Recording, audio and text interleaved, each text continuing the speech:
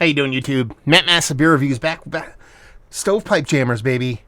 Gotta love them, especially in this kind of beer. We're talking about a little bit of an Italian Pilsner, 5.2%, in form of Kane Brewing's, their Riomaggiore. I want to say rigmarole.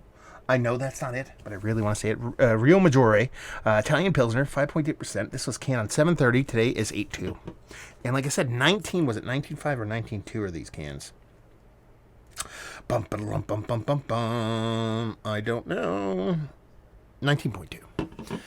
Listen, I dig me some stovepipes. But more often than not, it's almost like a lot of breweries have kind of taken to putting like either like stouts or even like higher ABV IPAs in them. And listen, I don't want to drink 20 ounces of beer. Kind of want to be a lager. So I'm pumped. I like this. It's kind of mixed between what Kane typically does label-wise and a little bit of like other half geometric pattern thing kind of going on. As far as that beer looks, I broke out the big old daddy Pilsner glass here. Yeah, unfiltered pills, soft carbonation, just under a pinky finger of white as white could be had. It definitely looks the part of a nice little Italian Pilsner, American Pilsner, basically. As far as I'm concerned, yeah, looks the part. Let's see if we can get a nose. Not a huge nose on this at all. You know, you're thinking about these Italian pills, you're thinking of more of a dry hop pills, you're thinking something a bit more aggressive.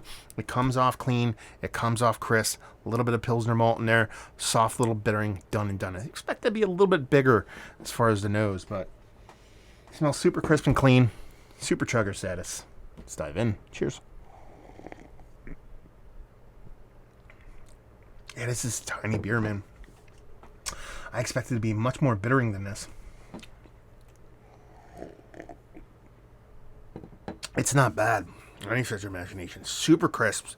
Ultra crispy boy status. But it actually comes off like less bittering for me than like just a base kind of Bavarian pills or something like that. It comes off way less hop than I thought it would be. It's more of kind of like just an American, just a little bit beefed up kind of.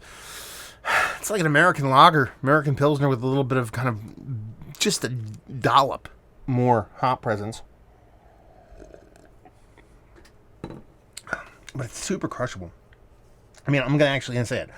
I want this to be 3.2. That's how it comes off as far as heftiness and as far as just how big the beer is. You just expect a 5.2% Italian Pilsner to bring a little bit more to the game as far as a malt presence on top of that hop presence, just because of its style and ABV level. Now, let's strip the Italian Pilsner portion of the show here. Put it off the side and say, this is a little dry hop Pilsner. What do you think about it?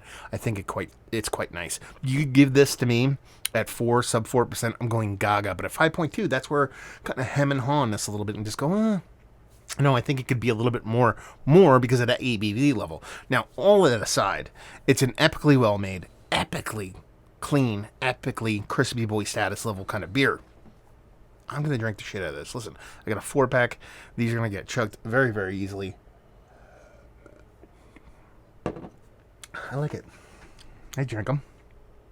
Yeah, actually I will. I got 4 of them. But yeah, nice, tight, tidy, snappy little Pilsner. You know, you take the Italian off it and just say a Pilsner. I'm like, oh, this is really good. I'll crush these all day. It's when you throw that Italian in there and get a little bit more, kind of, my expectations get a little bit more, as I like to say as of late. But yeah, fun beer. Chugger. What do you want? Let's talk about it. One of the better Italian Pilsners I've had as of late. Sure, fine, whatever. End of conversation, just not Mount Rushmore status. Pilsner in general, yeah, tastier, probably a little bit more elevated. It's just really well made. It's just, you know, that kind of name. Just, I don't want to be that guy, but sometimes I be that guy. Value to availability. This is where I really want to kind of showcase this beer. $14. Okay, but for a 4-pack of Stovepipe Pilsner, I think that is one of the smartest things a brewery has done in quite some time. You know, you're telling me I can get, 80 ounces basically of super chuggers for $14. You know what I mean? Of really well-made beer. I mean, I bought another one from them. I forgot what it was called, Driftwood or whatever. I haven't had it yet. But I think this is probably one of the smarter things breweries have done as opposed to doing the big barrel-aged beers and these big kind of stovepipe kind of beers. Stovepipe cans is doing these super crushable, because this is what I want to drink. You give me this at the beach, I want 20 ounces. I want 40 ounces of this. Do you know what I mean? I don't want to drink this 12 ounces at a time. I kind of want, bigger portions of it, and that's where this fits perfectly. So in that sense, I think it's absolutely fantastic. The format and the price point makes sense to me, and leave you with, if you like what we like this, if you like super crushable Pilsner, if you're used to these more aggressive, or I should say more, in style kind of Italian Pilsners, then this might be a little bit less than what you expect. But if you want ultra clean, crisp, well-made Pilsner, you're going to be hard-pressed to find something better than this. So there you go.